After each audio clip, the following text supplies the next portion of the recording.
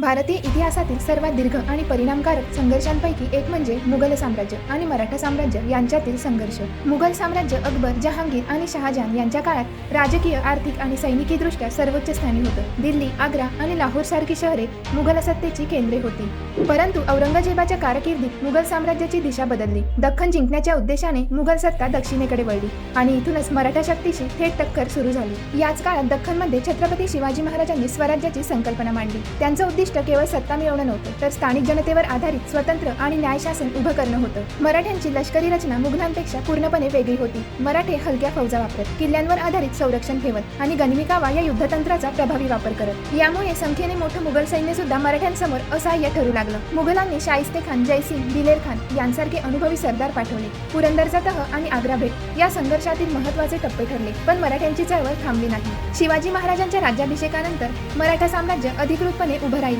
त्यानंतर हा संघर्ष फक्त बंडखोरी न राहता दोन सत्तांमधील खुला संघर्ष बनला. संभाजी महाराजांनी मुघलांविरुद्ध संघर्ष सुरूच ठेवला. त्यांचं बलिदान मराठा इतिहासातील सर्वात प्रेरणादायी अध्याय मानलं जातं.